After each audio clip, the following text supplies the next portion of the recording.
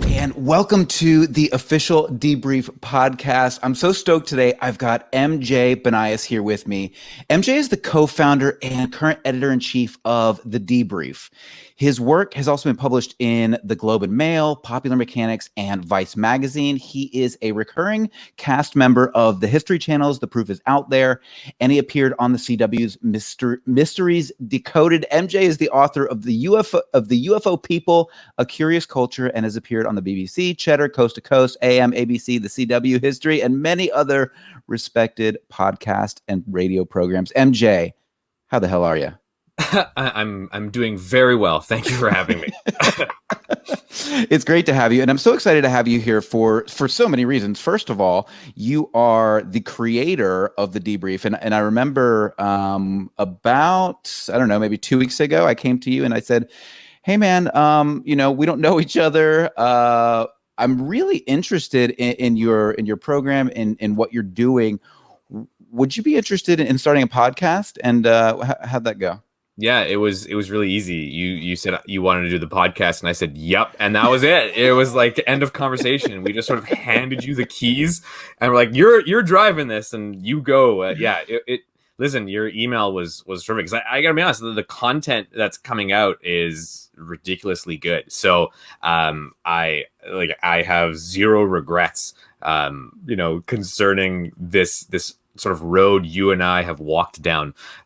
So no, this is well done. Good email. Yeah, no, no, I'm super excited. And, you guys have fascinated me, both you, MJ, and Tim McMillan. And, I just started following you guys and watching what you were up to. And, you've been producing some pretty incredible stuff for quite a long time. Can you tell us how you made that shift from writing for Vice Magazine and doing these breaking stories and doing all this research for another outlet, and then launching your own? What was that transition like? And what's your vision and inspiration moving The Debrief forward? Sure. Myself, Tim, and Micah, we sort of create content, and typically, it's often created for others. When I was writing for Vice or Private Mechanics, you're writing about things that interest you, and the UFO topic was something that sort of always interested me, right? Sort of the weird stuff. But as you write more and more about it, and as you sort of do more research and you study it more, you realize how it sort of interconnects with a whole bunch of other things, from astronomy to astrobiology to space science to technology and gadgetry and all that stuff. And you kind of see that there's all of these kind of interconnecting lines, and UFOs seem to just be this kind of curious little dot that sort of a whole bunch of other lines run through when you do sort of this research and this journalistic work. And what we bumped into was we were writing this content for others, and that was great, and we got our names out there, and it was a lot of fun. But the problem is, when you're a freelancer writing for another publication, you sort of play by their rules. Right. You're often not sort of the primary focus maybe of the magazine or the news site. You're the topic of UFOs, but then sort of by extension emerging science, disruptive tech, futurism in general is really for them like back burner content. It's the stuff you put out on a slow news day. And for us, that was really tough that was a tough pill to swallow, right? Because for us, it was something we loved writing about. It was our passion.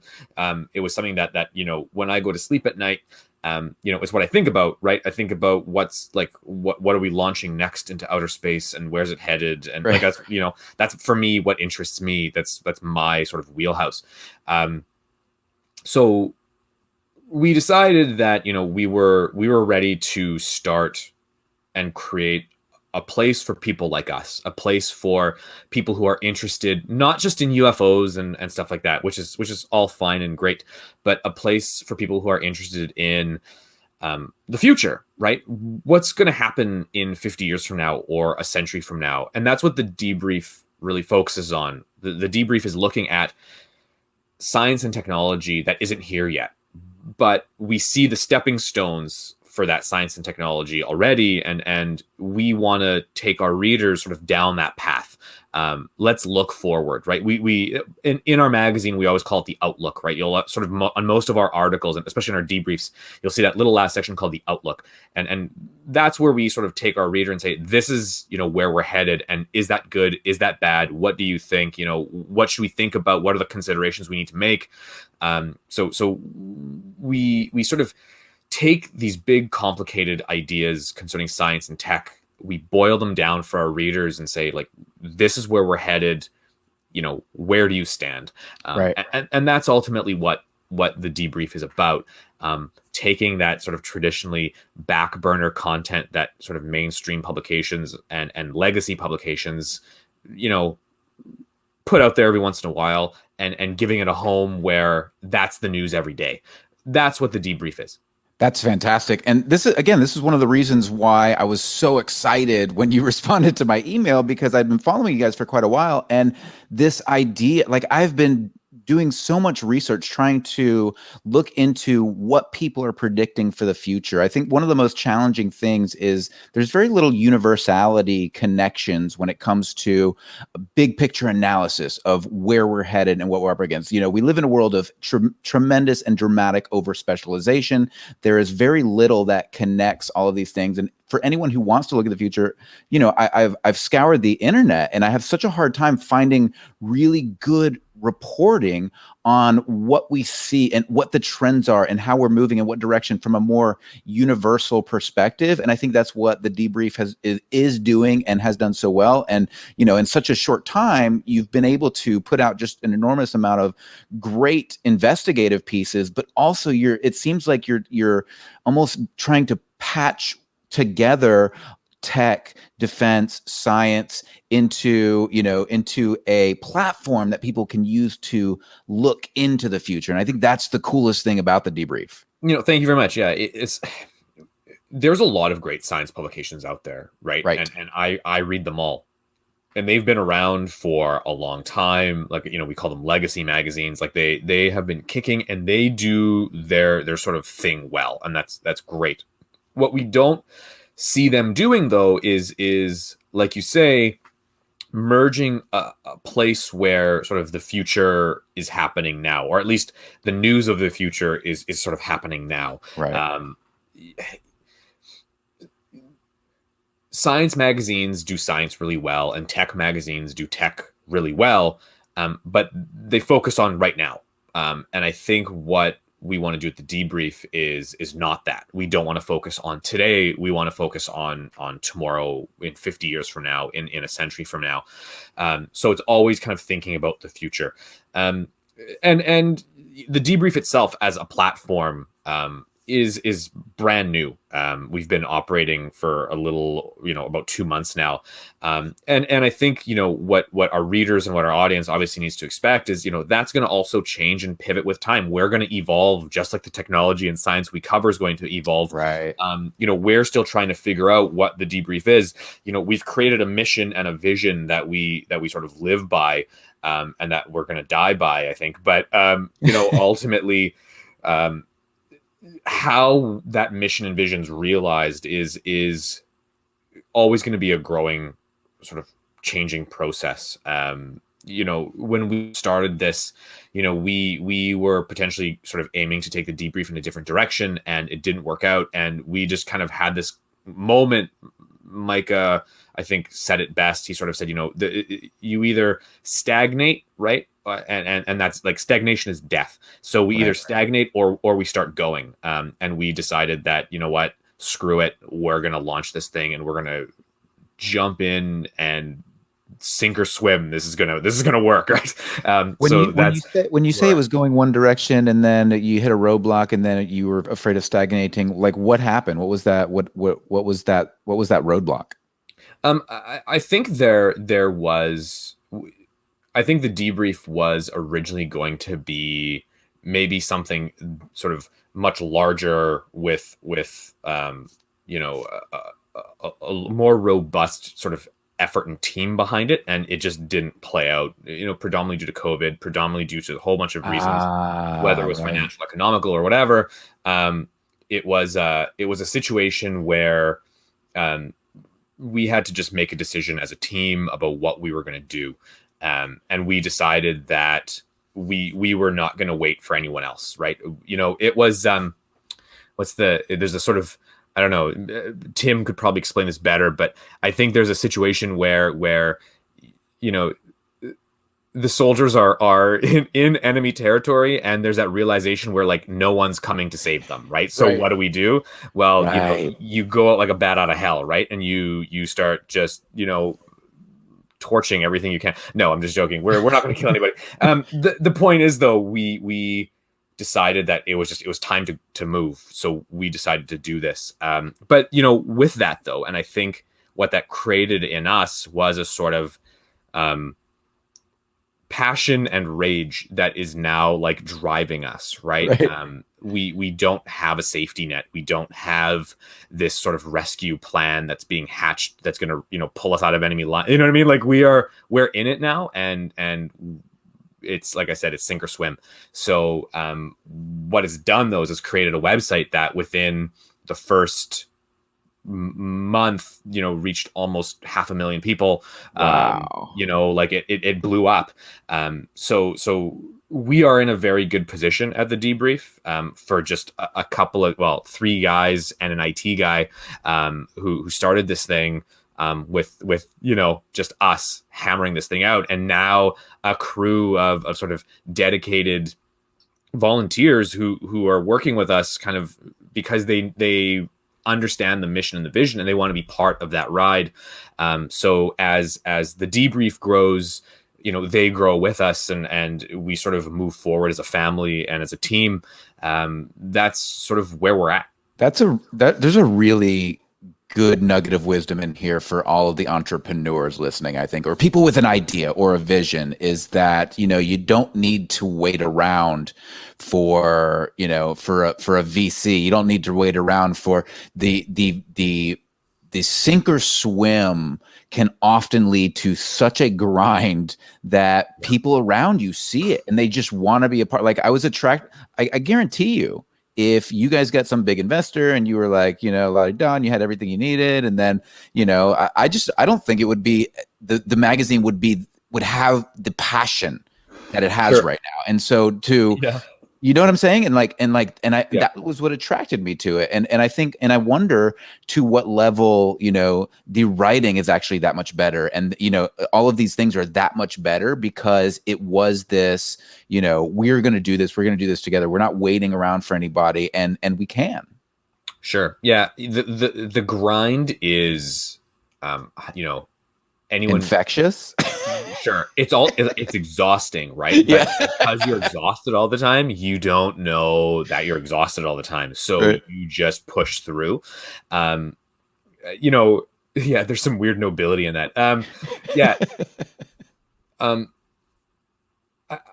I think what we've had is people turning to us and saying, "Oh, like this is really great. Like who's paying for this?" And people have said that, like, it looks really good. The content's great. Like you guys are pushing out, 2 stories a day or 3 stories a day. Some weeks, who, like, how is this all happening? It's like, we are, just working. Like that's all it is. It's just, we live and sleep and breathe and eat the Debrief. We're working our day jobs. We're being with our families, and then anytime we're not doing that, we're debriefing. Right? We're writing articles. We're trying to figure out how we're going to put ads in, or how we're going to remonetize Google that keeps demonetizing us. We're trying to fight this war all the time. But yeah, I think you're right. I think there is a sort of infectious state there, because I think people see that and they maybe want to be a part of it, right? I think everyone sort of wants to be in a fight once in a while, and this is definitely a fight. So listen, that being said, if there's any investors out there who support the Debrief, we could use the liquidity of a bit of cash flow to really help us out. But no, we're doing fine, sort of, and growing at I would say sort of an alarming rate. Right. So I'm happy with our progress. I'm happy that we have a supportive group of people who have decided to sort of cast their lot in with us. With right now, like there's no guarantee of anything, right? But I think just, we're all in this together, and we're all in this life raft, and we're gonna paddle, and we're gonna like make it. I think that's And there's really a family feel to it too. Like, you set up this Signal group chat with all of the volunteers and the writers and everybody, and Tim and everybody else the other day, and the second that you started that group chat, like it was like everyone was family, everyone was friends within like 10 minutes. Yeah, I mean, everyone was just the inviting like-mindedness. It was ridiculous. It was like everyone invited everyone over to their house once COVID was over, right? Like, oh, where do you live? Oh, yeah, come on over. Like, it was very funny just to watch everyone just engage and like you say, right, sort of become a family almost instantaneously. But like I said, I think that's part of it. I think part of being a member of the debrief, I guess, is you just kind of know we're all in this together now, right? And when this becomes successful, and I'm not going to say if it becomes successful, when the debrief becomes successful, like we all succeed together, and the family sort of takes care of the rest of the family, right?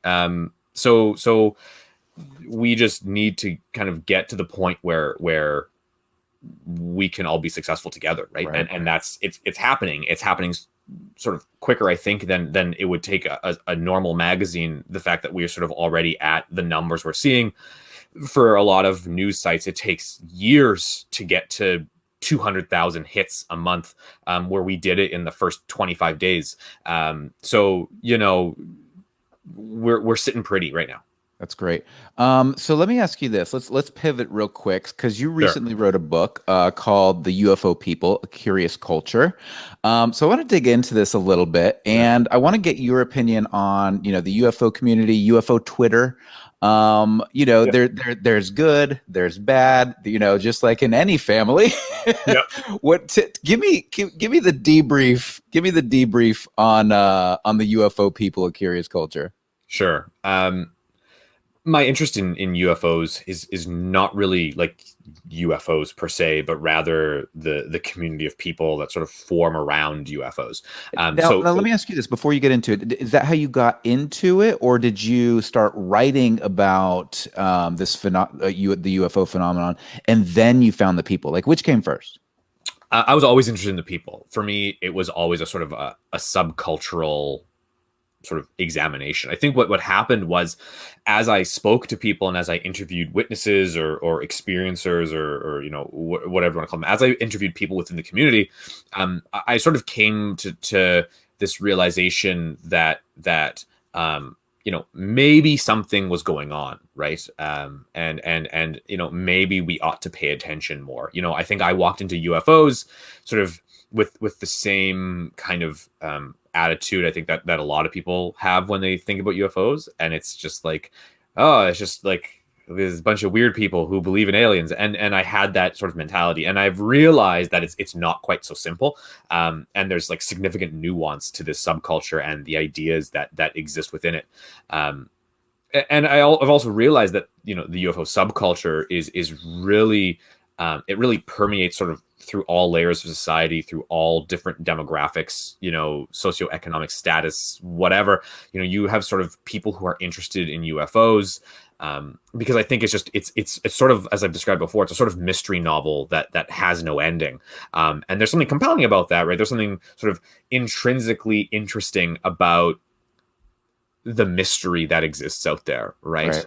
I think humans are naturally curious. I think we're naturally explorers. I think we're naturally always wanting to know sort of what's over the hill and around the corner. And UFOs kind of offer that to us sort of consistently over and over again, which is why I think they're popular when they hit the news cycle. They're popular in movies. They sort of permeate pop culture. So for me, it was always about looking at the subculture. I did a whole bunch of UFO stuff. I investigated UFO sightings from MUFON. I wrote a blog, whatever. And the book is sort of part a culmination of all those events and sort of my journey into the subculture.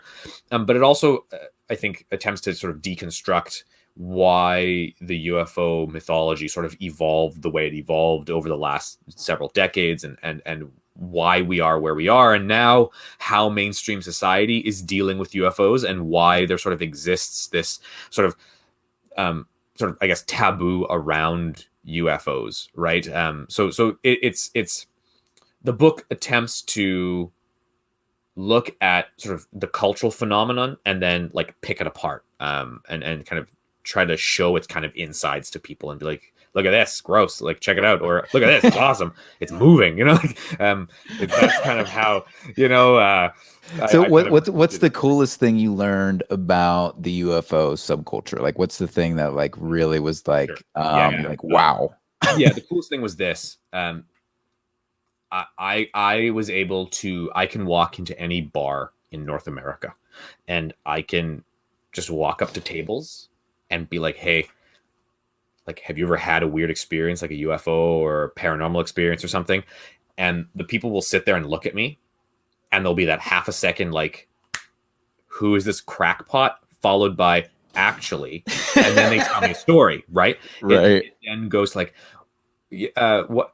Well, yeah, okay, so my brother-in-law, right? And then they start telling me their story, and then we have a conversation about UFOs. And I can go into any bar, and I've done it. I've just gone up to people and been like, hey, I'm writing a book, or I'm a journalist. I'm writing about UFOs. Have you ever had a weird experience? And they just will start talking about these weird experiences. I've been to parties where my wife says, oh, he's writing a book about UFOs, or he's writing articles about UFOs or whatever. And people are like, oh, that's cool. And then like they kind of disperse, and then randomly, like alone, people will approach me and be like, hey, yeah, so you're writing a book about UFOs? Like, okay, my mom, or like I saw this when I was a kid, right? And they start telling me their story that they wouldn't talk about in the group, but Right. one-on-one, they're like finally someone to talk to. And the coolest thing I learned was this is everywhere. Like there's this like silent majority of people who have either had weird experiences or know people who have had weird experiences, and they trust those people enough that like they're telling the truth, right? At least in their mind. So that for me was the biggest thing. I think the mainstream sort of world has this idea that UFOs are kind of this kooky crackpot kind of thing, but in reality, it's like everywhere, right? Like, And everyone. It's fascinating you mentioned that, because it does. It transcends money. It transcends politics. Like I have one uncle who's like uber right-wing conservative, and then I have another uncle who's very liberal and open-minded, and like the only thing they can agree on is that Ancient Aliens is a cool fucking show. Like that's it. Well, I wouldn't go that far. I mean, good God. No, they love it. They love it. They love it. They love it. They're like, oh, it's my guilty pleasure, Michael. Like it's hilarious. They love it. Yeah, and there's a reason why it's been on, I think, for like 14 seasons. I'm not a fan, but hey, man, if it makes you happy, I guess. Yeah. Yeah, it's pretty wild. So let me ask you this. What is something that, you find in UFO Twitter or the UFO community that you find concerning? Oh, man. There's a lot, but I'll start with maybe the most, the most concerning aspect, I think, I wrote about a couple times for Vice, on how there's this sort of incredible merger when you get into conspiracy culture and when you get into conspiracy theories. What you see is this sort of incredible connection between, like New Age conspiracies or the QAnon thing, or people who believe that like the government is made up of reptilian aliens, and the government's like, you have this merging of various conspiracy narratives, and UFOs and people within the UFO community often, because they kind of exist within the UFO community, they often go down these other kind of conspiracy roads, and conspiratorial thinking, or just sort of general conspiracism, becomes a massive part of the community or the discourse. So you have large segments of the UFO community that are engaged in, conspiracy theories and conspiracy thinking that, you know, would be considered, you know, dangerous or would be considered radical. I think that there's moments I think there's groups within the UFO community and moments within the UFO community where I've noticed, like, you know, there's definitely hints of sort of, you know, anti-Semitic narrative or racist narrative.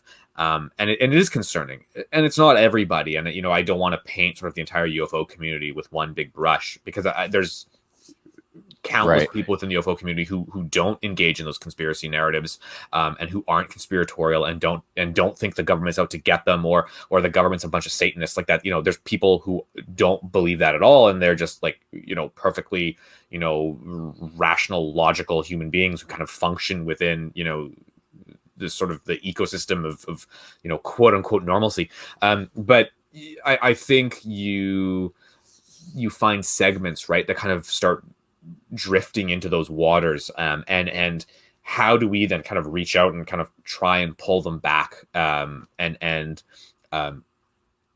maybe take the content, like, less seriously and don't let it govern your life. Right. And I think that that's really part of it.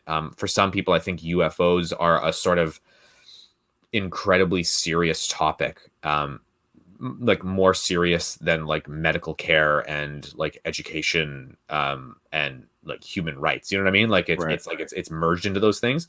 And obviously, you know, there's very real kind of problems we need to deal with, and I think UFOs are more of an interesting topic to discuss, and I think it's kind of really cool to look into them and have those conversations. But you know, the world is kind of still spinning, and we still got to deal with sort of the real world issues. And I just think, when you start merging sort of often these real world conundrums into UFOs, you get into this kind of murky conspiratorial world. And that's sort of, for me, the most concerning, Right. Because often they have sort of real world impact, and you know, people get hurt. I recently did a lot of work with a Viceland documentary that's going to be coming out within the next couple months, about a UFO cult, and how it kind of created this kind of conspiratorial online narrative, and people died as a result. So you know, I sort of dug into this, and it was frightening that people sort of believe these sort of incredibly strange and outlandish things, and it's merged with UFOs. And now we as a community, I think, need to sort of negotiate those waters a little bit, and figure out, you know, where do we stand, and how do we combat maybe this. Right. And that's one of the things, again, that I love about the debrief, because the entire, you know, like, you came from a lot of this UFO subculture and UFO research. Tim McMillan, very similar. You know, he broke a story as well. I think you did Skinwalker Ranch recently, back in early 2020, which I want to get to. You know, and then Tim with his article in Popular Mechanics. And, you know, what I love is that you guys have taken this bold curiosity, right? This like, we want to get to the truth, not my truth, right? Not what this person's truth is. We want to get to the truth. And I think that's where the debrief can be so powerful. Like, that's where I see this headed, is this, you know, there's, you know, a strong investigative reporting on science and tech, you know, and kind of bridging that gap with futurism, but also taking UAPs seriously, but not, do you know what I'm saying? Like, take them seriously to the point where we got to figure out what is happening here. Not, we need to start a UFO death cult. You know, there's a difference. Yeah. That being said, cults make a lot of money. No, They do. Listen, No, think, I'm not going to say it. No, I think, you know, UFOs are just really a minor facet of the debrief itself. If you sort of look at the vast majority of our reporting, it's not related to UFOs at all. I think UFOs will always have a special place, though, sort of in the heart of the debrief, because it's sort of where we began, Right. Like our careers. But, you know, UFOs, I think, are something that are compelling enough. I think there's enough stories out there. I think there's enough anecdotal evidence out there that warrants an investigation into what sort of these objects are.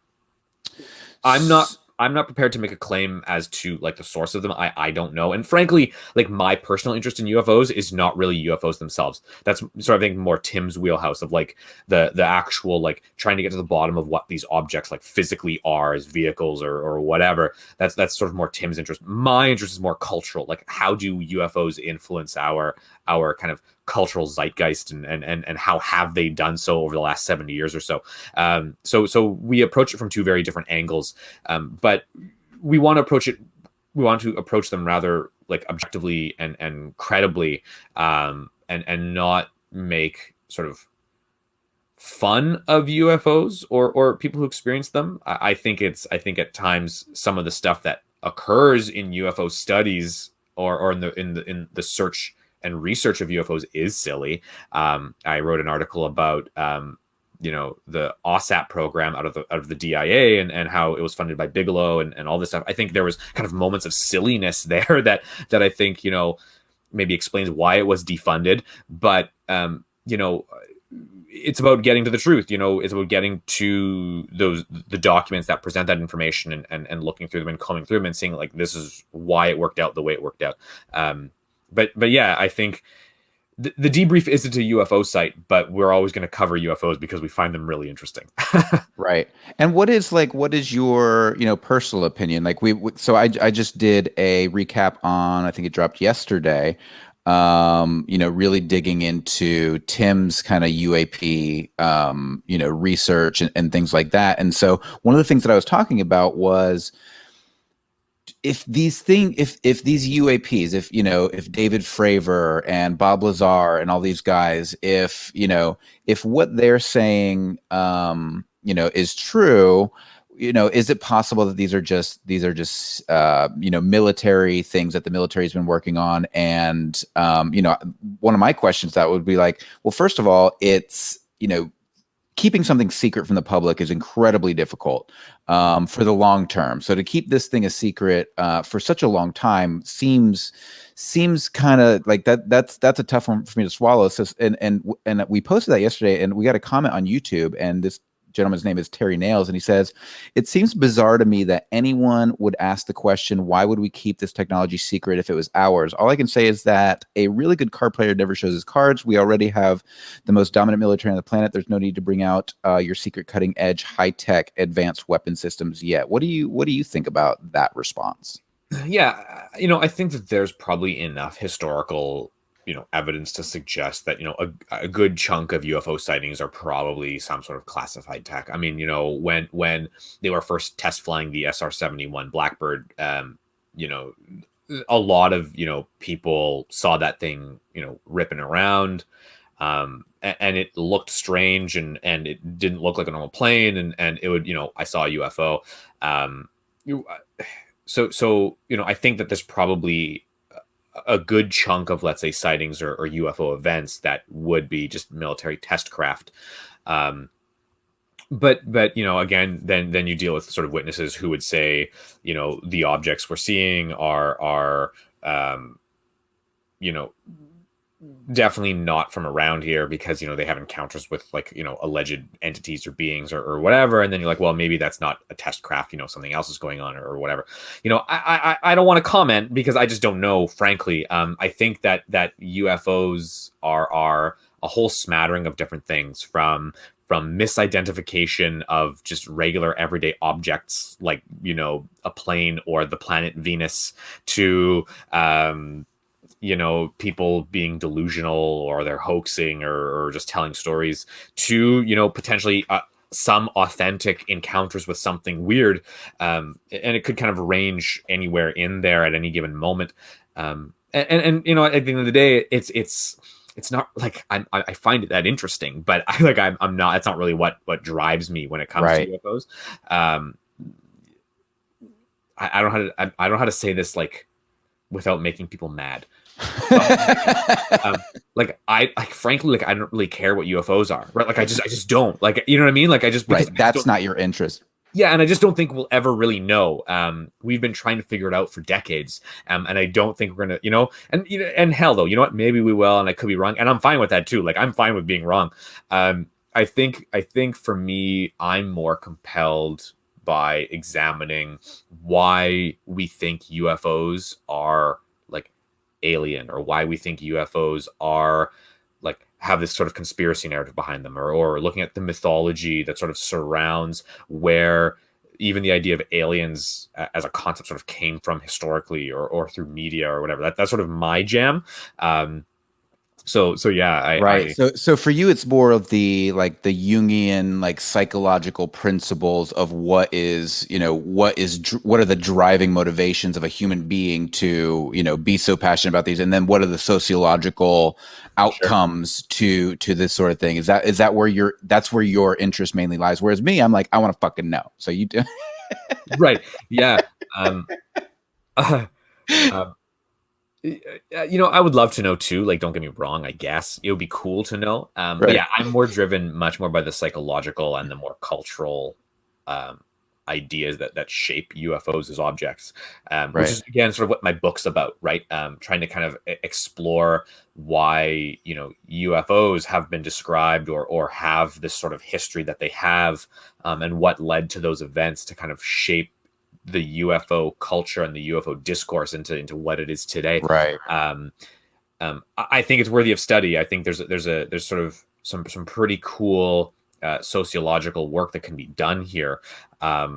It's incredibly complicated, and the community itself is very complicated and very nuanced. So UFOs to me are not going to be necessarily the same as what you sort of deem a UFO to be, right? Right. So I think that's part of the problem, right? There's no unified theory of ufology. There's no unified theory of what UFOs are. Everyone's right and everyone's wrong because we just simply don't know. Right. And I don't know if there's kind of like a like one theory might be more logical or more rational, but it's not grounded in fact compared to another theory. So, the claim that, UFOs are alien spacecraft or interdimensional beings, or, Government.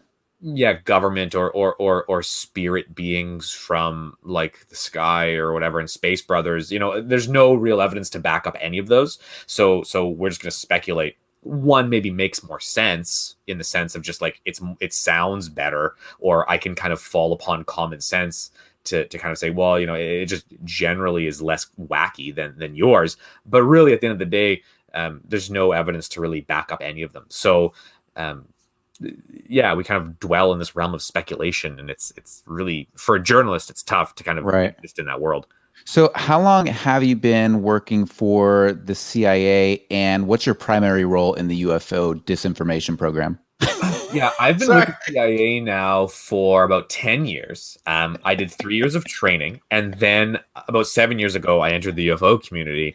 And my role was to purposefully sow disinformation. um, So that question comes from Chris P. Yeah. So Chris is a gentleman on our team who he's one of our writers, and he's a funny guy. Yeah, listen, I've been called worse. I've been called a government. Yeah, I listen. I'm a reptilian too, as well. Like, for the record, all of my superiors at the CIA are actually reptilian aliens, and we run around and we party in Antarctica while everyone is sleeping, and there's actually hordes of us, and we're just massing for the invasion, and we just don't want people to know what UFOs are because they're the only thing that can destroy us. There will be there is going to be a documentary on YouTube at some point in the future which pulls that clip directly. Yeah, that's the problem. I just really shot myself in the foot. Yeah, because none of that, there's going to be people who are going to look at that and be like, look, there's evidence, he's admitting to it, right?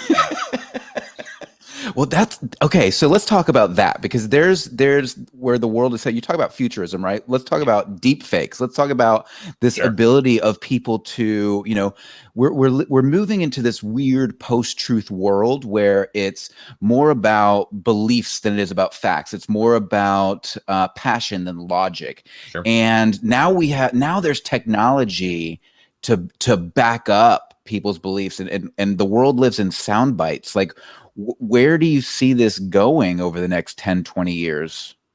Yeah, well, it's going to have to play out in, I think, a couple of ways. One, the technology to like, this technology's developed, and it's going to develop, and it's going to become sort of better and more robust. So the only way to kind of deal with it is to develop technology that is going to be able to combat that, right? So technology that's going to be able to identify the fake technology, or the technology that generates fake information, right? So I think either it's going to go that way, where you have to simply compete with the technology to create deep fakes and to make them more realistic, or whatever. So it's just like, when you deal with bacteria or whatever, right? You have penicillin, the bacteria evolves, you now need better penicillin, right? And it's just going to kind of keep going. It's going to like an arms race. Or I think, ultimately what you'll have potentially is people simply removing themselves. I think you already kind of see this a little bit. You see sort of these people who are kind of like digital exiles, right? They remove themselves from social media. They stop posting pictures of themselves online, and they just walk away from it, right? They leave that ecosystem altogether, and they don't engage in that world at all.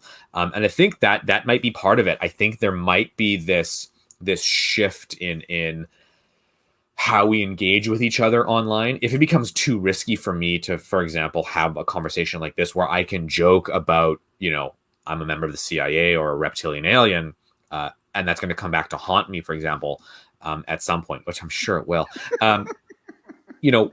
My only option is to simply remove myself from this, right? I'm just going to not exist in this world anymore, and I will just function within a smaller community, or you're not joking, man. Like I have some, kind of gray hat friends who like have left social media completely. The only way I keep up with them is we have a Signal group chat, and that's literally the only way. And they're seriously talking about like completely disappearing. Like they're not joking. These guys are not joking, and this is now. Right. Yeah, and because ultimately you have to then trust that you have to trust that the technology to be able to detect, right, sort of deep fakes and create false information is going to be able to keep up with the deep fakes and the false information. Otherwise, we're never going to get ahead, or we're just, we're ultimately screwed at the end of the day. So I think fundamentally it's easy to disconnect in some sort of walks of life, but it's not easy to disconnect in others. I started a media company, so I'm basically screwed, right? I have to maintain a sort of a social online presence because it's sort of it's sort of part of the job. But then you just have to be fine with the fact that some guy on the internet is going to rip this video and he's going to have me saying I'm a reptilian alien or something. And it's like, okay, I guess. And, people will assume like I'm joking. But, sometimes they won't. And it's just part of the game. Yeah, I think that's valuable. And, I'm kind of in the same boat as you because I'm really passionate about creating online media content that is valuable for people. And there's no way that once you put yourself out there that something's not going to come. Like, it always sucks when you try to step out of yourself and do something cool that you think is cool and people shit on you. Like that's one thing. And that's something that once you get out online and start doing those things that you just learn to deal with. Yeah. But the other piece of it, the weird piece that you're talking about is this like people like taking and creating a new personality for you and twisting it up into something that you either, were a little bit and then have changed or not. But it's like there's no room for growth. You're not allowed to change in these kind of weird places. And you kind of just have to be like, oh, well, like I don't really know what else to do about it. Yeah. And you just have to kind of accept the fact that it might potentially come and bite you at some point. And that's just like the way it is. And I don't know what to say. Yeah. There's no real answer. I don't think. But I think ultimately, like to kind of go back to the question, I think you are going to see a lot more people maybe disconnecting from a sort of a social media landscape.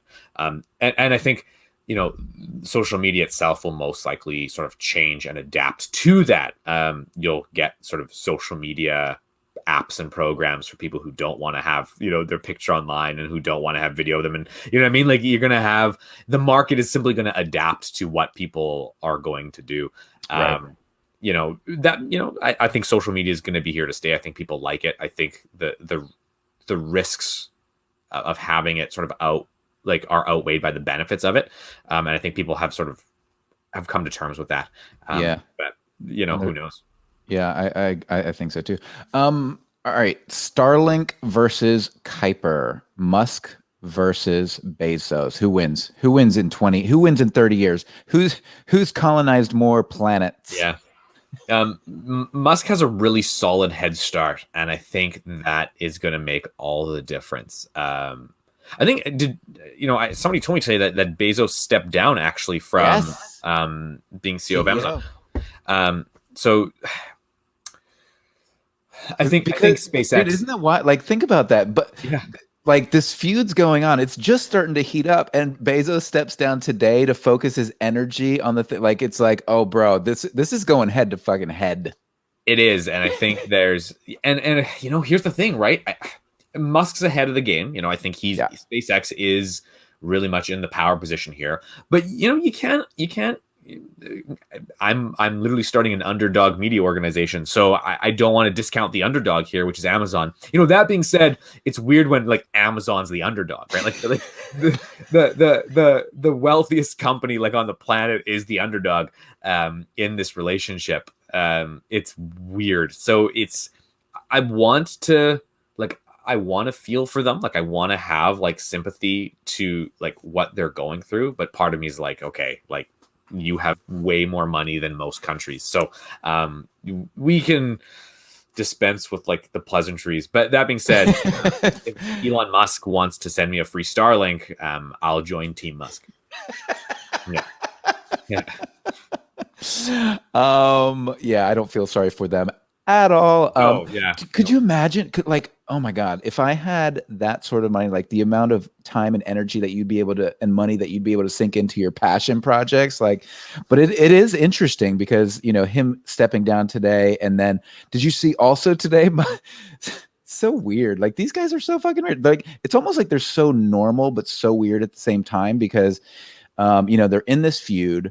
Bezos steps down today. Musk on Twitter says, I won't be on Twitter again for a while.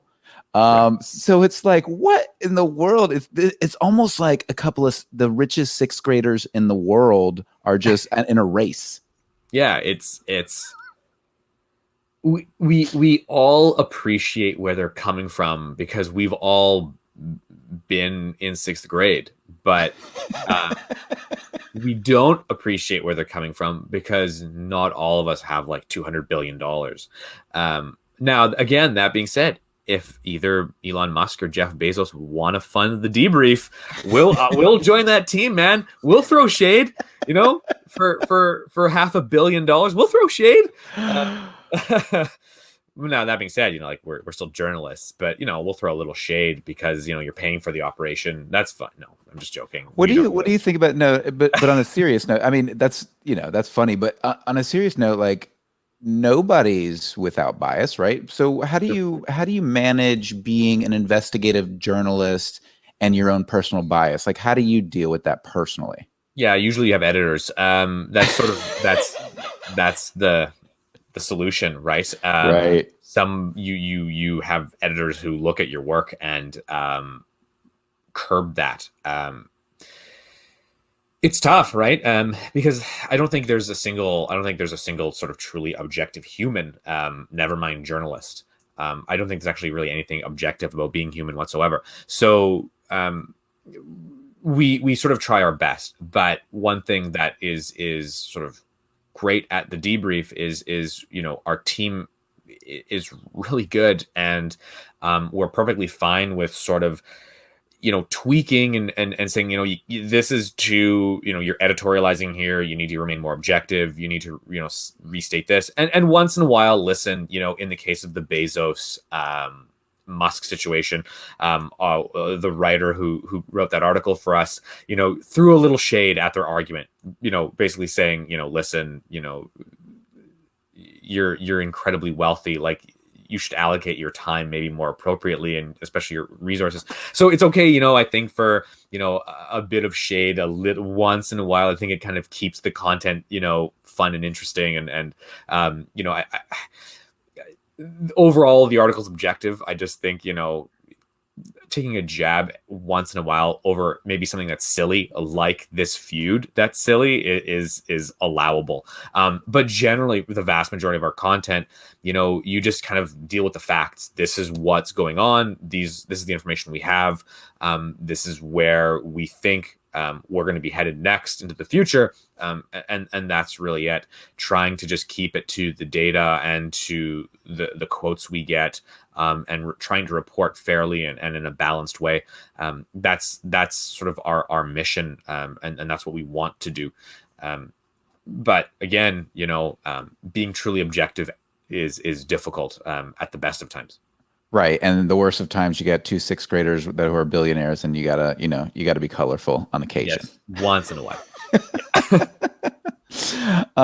You recently wrote a story about propulsion and some new forms of propulsion that I believe the Department of Energy is working on. Is that right? The plasma. Yeah. Can you kind of elaborate on that story? Sure. So there's the Department of Energy has, along with the Princeton, the physics lab out of Princeton, they've been sort of trying to reconcile this sort of key issue that space travel has been dealing with for, ever. The problem with space travel is the simple act of, like, how the hell do you get stuff into space? And typically, right, you use a chemical propellant like rocket fuel, and it generates like a hell of a lot of thrust, and it can, send something very quickly in a direction. But the problem is you only have a finite amount, and within minutes, you're basically out, and you're now relying on just sort of the frictionless vacuum of space to take you places, and you're relying on gravity and all these other sort of factors. The problem ultimately with traditional space travel has always been just this lack of fuel. So, within the last, decade or two, NASA has developed a sort of a new form of propulsion called an ion engine, or an ion propulsion engine. And the idea is simple.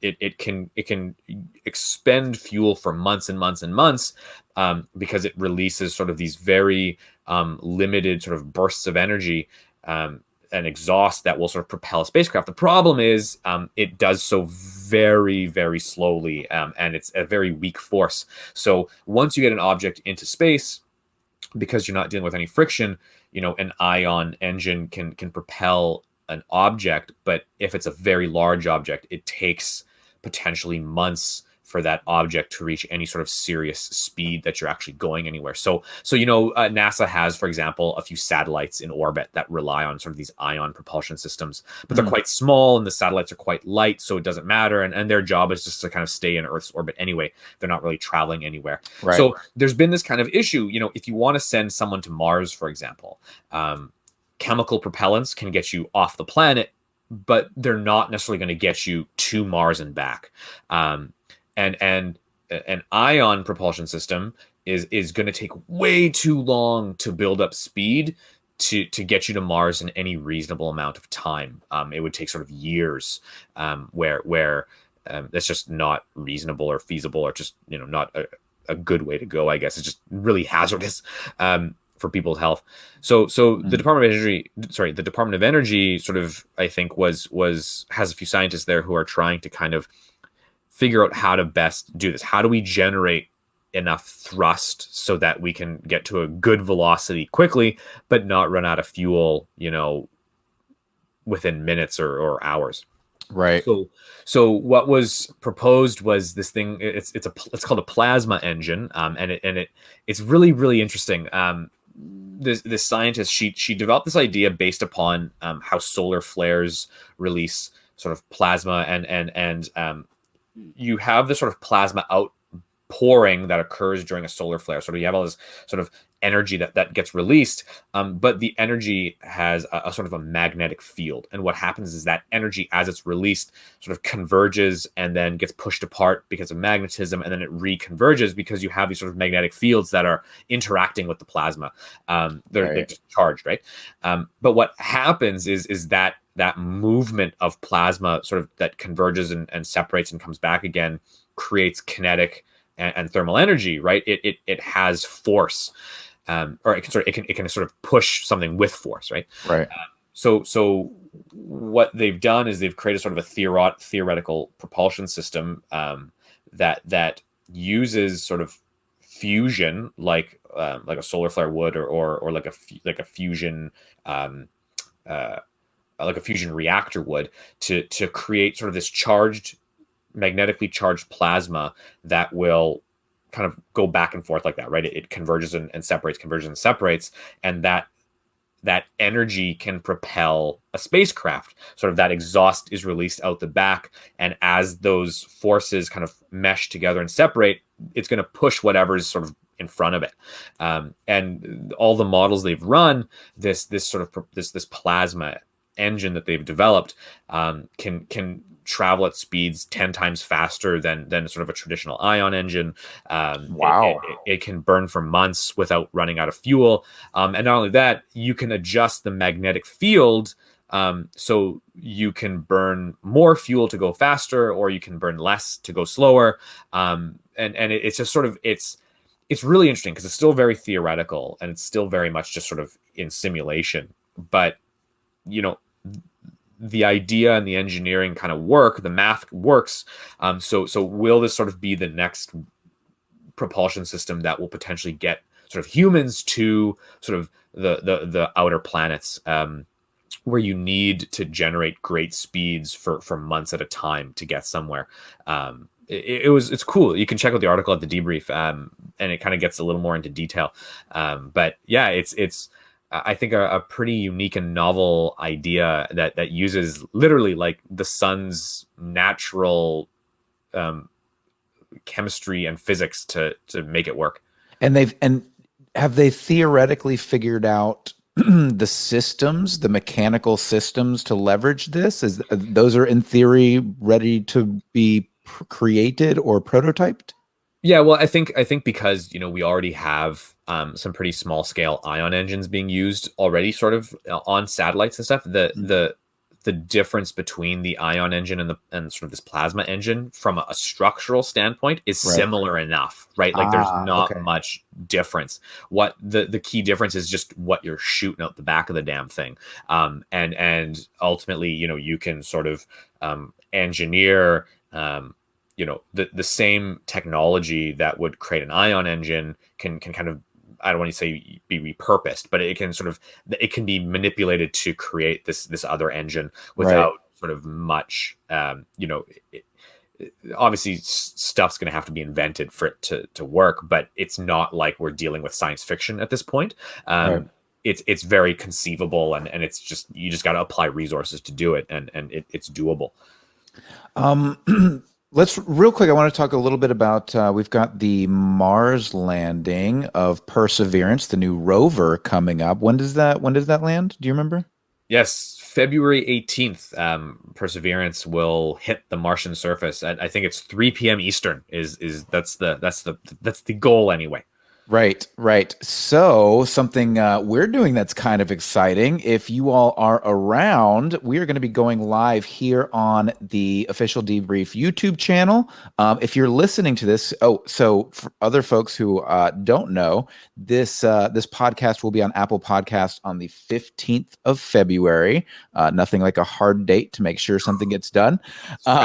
So that's going to be amazing. And then on the 18th, we have the Mars landing. So if you're listening to this and on the recently launched podcast, or if you're watching this on YouTube right now, make sure that you come back to this channel on February the 18th. And I think we're going to go live at, what do we decide? Like 2:30 or 2:15? 2:15-ish, something like that. We'll start the show and we'll hang out with NASA, and we'll potentially be sort of streaming it for viewers, and we'll have guests popping in hopefully, and just talking about this sort of historic landing, and we'll get to kind of watch it together, which I think is super cool.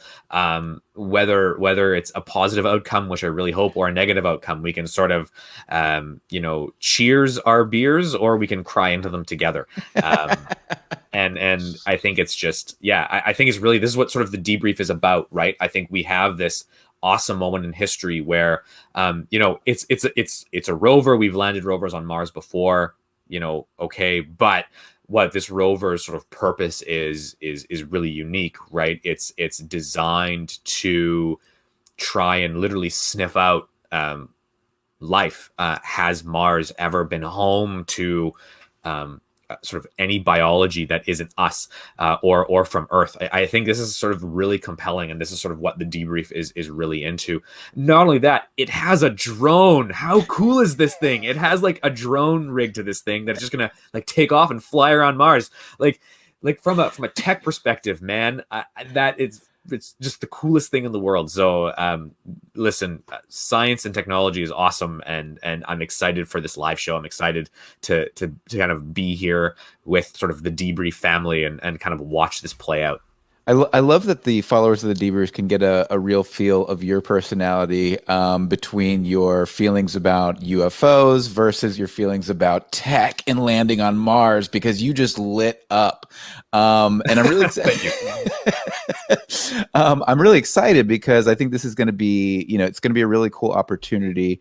And I think this is kind of the cool thing about the debrief too, is that it's really about a community. It's about the readers, the folks who engage with us on Twitter, the folks who engage with us on Facebook, the folks who engage with us on YouTube, and the comments. And we really want to do these live events. We want to come to you with breaking news and different things like that, because we want to engage with you. We want to hear what you think. And if you are interested in joining us for that, make sure you follow us on Twitter. How can they find the debrief, MJ? How can they find you? Like, give us the scoop. Yeah, well, we're on the socials, man. We have everything. But listen, I think Twitter and Facebook is probably the best. We're on Twitter, we're at Debrief Media. On Facebook, we are we're just, I think, the Debrief, I think, on Facebook. I think so. I would have to double check. The Debrief News. We're something that just type in the Debrief, will pop up. We're always there. If you can't find us though, if you're like really struggling, you can just find me on Twitter at MJ Banius. It's written right there. Wait, it's written right here for you. Just put that in Twitter. You'll find me, and then just shoot me a message. My direct messages are always open.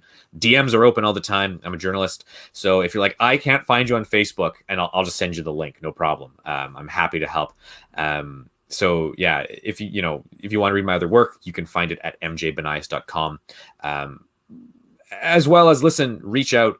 We're always looking for great stories. We're always looking for tips. We're always looking for writers. We're always looking for content. We're always sort of looking for individuals who want to join us on this journey. Just like the Perseverance rover, we're still in deep space, and we haven't made it there yet. We're close, and we're going to make it. But, if you want to join us on this ride, send me a message. I'm more than happy to engage with you. I can attest to that personally, because that is exactly how I found you on Twitter, and your DMs were open, and I reached out to you directly, and I got a message back pretty quickly. See, things work out. It's true. MJ, I really appreciate you joining your show. Well, listen, it's not really my show. It's your show. You just, like, you're an extension of us, right? Like, we're all in the bubble together. We're in the bubble. We're in a bubble. It's pretty amazing. It's pretty amazing, and the family here is just incredible. But I think there is this huge opportunity in science, in tech, to really figure out how we can debrief folks on what is coming, what's coming down the pike from a journalistic perspective, as well as, and again, I think it's so important that we don't take ourselves so seriously. Like, we have fun in this podcast. Like, at some point, one of these clips is going to make it to a conspiracy video, and we are going to be painted as reptilians. If you've listened to this whole podcast, please know that we're not, but maybe we are. And yeah, I think that's all I got. MJ, you got any final words for folks? Yeah, I think I just want to sort of hit home this idea that the debrief is not designed to like, it's not designed to sort of be like scary science that's so academic and cerebral that it's confusing. Like, our job is to try and take those ideas and bring them to a level that everyone can understand and everyone can get behind. We want to make science sort of readable and understandable for the everyday person, right? We want to offer a debrief. We want to give you the most important information you need to make sort of an informed decision. You don't need to be a scientist to read the debrief. You don't need to be a tech entrepreneur or a technologist to read the debrief. You don't need to be a futurist. You just need to be a regular everyday person like me, and just like try to make sense of this weird world that we live in. A big push for us is trying to get young people into science and technology, because I think it's essential that we sort of master it. So we always try to target sort of a younger audience and people who are maybe kind of trying to get into the science and tech field, but are just sort of unsure how to start and just maybe don't have the knowledge base. Well, we can start serving as maybe that primary knowledge base for people. So I think, fundamentally, we're here to sort of serve the everyday person. And that's sort of what the debrief's about. How can we talk about science and technology and national defense or whatever in a way that is approachable? And that for me is really important. And I think that for me is sort of why I'm part of this team. I want people to understand that science and technology matters and it makes a difference in our lives, and we need to pay attention. Otherwise, it's going to steamroll us and we're going to be left behind. So yeah, that's sort of my last point. That's the debrief in a nutshell, I think.